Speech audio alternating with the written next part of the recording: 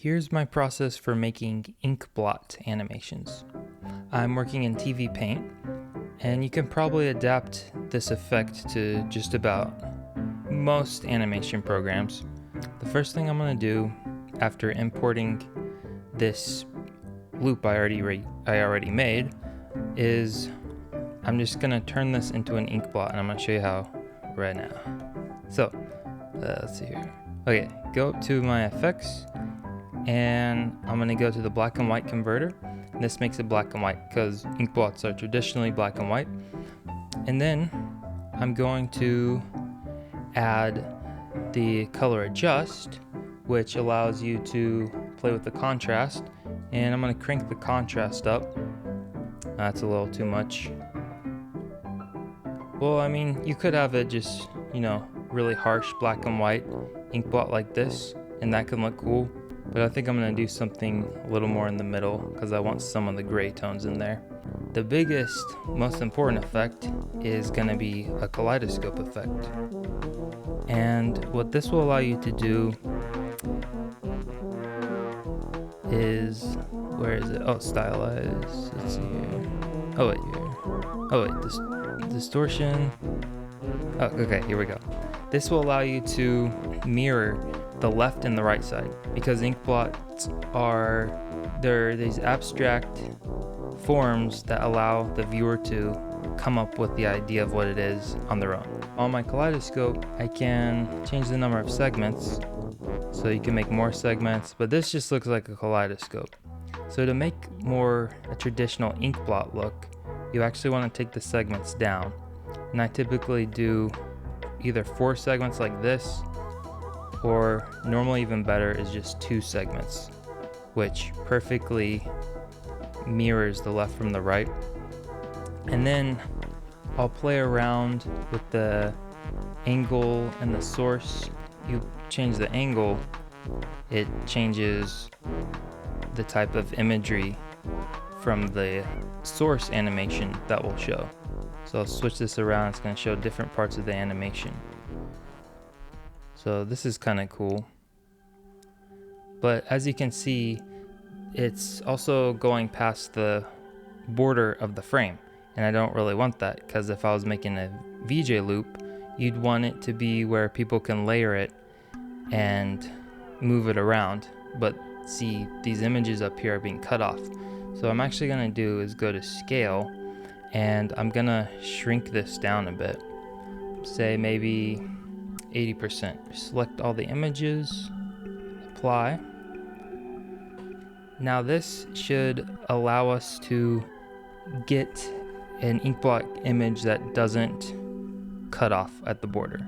Well, see, it still kind of is, so you just have to play around a little bit. Now it's good. And let's say you want to make it a little wider. You can just play around with these effects, and we'll see what this looks like at full frame rate. And this is going at 30 frames a second, but these drawings are on 2s, which means each frame is held for 2 exposures, so technically this is 15 frames a second. But I like to export video at 30 frames per second for the sake of playback on big screens. And here's a quick little tip to get some more variety out of your Inkblots. This is gonna make it a little more organic. Okay, so we have this one. That's one layer down here. And now, this same ghost, I'm gonna put it on top and start playing around with the effect.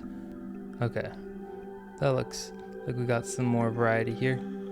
I'm going to crank up the contrast a little bit more on this one so that it'll pop. Once I add this effect, I'm going to go down to the timeline and do something. And I'll show you in just a second. And you can use this trick for all kinds of loops to make things less mechanical.